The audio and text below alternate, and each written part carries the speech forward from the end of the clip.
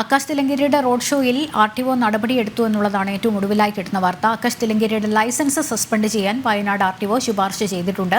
ആകാശിന്റെ licence കാണാനില്ലെന്നും Kannur motor വാഹന വകുപ്പ് പറയുന്നു. റോഡ് ഷോയുടെ വാർത്ത ആദ്യം പുറത്തുവിട്ടത് ജനം TV-യാണ്. വിവരങ്ങളുമായി KJ ശ്രീജിത്ത് ചേരുന്നുണ്ട്. ശ്രീജിത്ത്,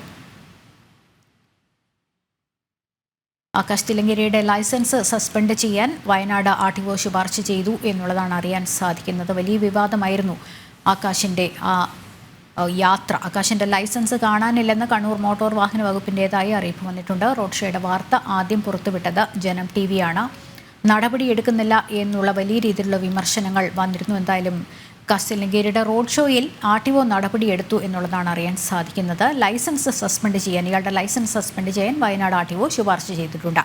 വിവരങ്ങൾ നൽകാൻ ശ്രീജിത്തുണ്ട്. ശ്രീജിത്ത്, എന്തായാലും ഒടുവിൽ നടപടിയായി എന്ന് തന്നെ മനസ്സിലാക്കാമോ? എന്താണ് ഏറ്റവും പുതിയ വിവരങ്ങൾ? എന്താണ്? ആകാശ് തില്ലങ്കേരിയുടെ വയനാട് പനമരത്ത് നടന്ന ഈ റോഡ് ഷോയുമായി ബന്ധപ്പെട്ടാണ് വയനാട് RTO ആണ് രണ്ട് ശുപാർശ നൽകിയിരിക്കുന്നത്. ആദ്യ ശുപാർശ മലപ്പുറത്തേക്കാണ് നൽകിയിരിക്കുന്നത്.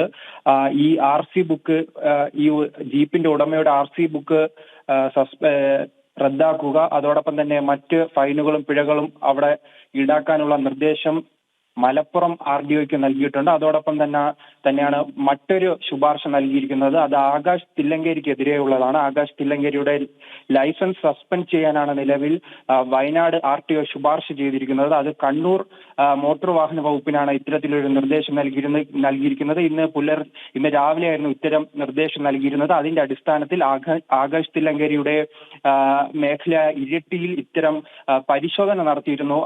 ഈ പരിശോധനയാണ് ഇങ്ങനെയാണ് നടത്തിയിരുന്നത്. ആകാശ് തില്ലങ്കേരിയുടെ ലൈസൻസിന്റെ രേഖകൾ കണ്ടെത്താനുള്ള പരിശോധന നടത്തിയിരുന്നു. പക്ഷേ ഈ രേഖകൾ കണ്ടെത്താൻ എന്തായാലും ഈ മോട്ടോർ വാഹന വകുപ്പിന് കഴിഞ്ഞിട്ടില്ല. അതിന്റെ അടിസ്ഥാനത്തിലാണ് നിലവിൽ നടപടിയെടുക്കുവാൻ കഴിയാത്തൊരു അവസ്ഥയിലാണ് കണ്ണൂർ മോട്ടോർ വാഹന വകുപ്പ്. എന്തായാലും അത്തരത്തിൽ ഈ രേഖകൾ കണ്ടെത്തിയതിന് പിന്നാലെ ആകാശ് തില്ലങ്കേരിയുടെ ലൈസൻസ് സസ്പെൻഡ് ചെയ്യാനാണ് മോട്ടോർ വാഹന വകുപ്പിന്റെ തീരുമാനം. ശരി,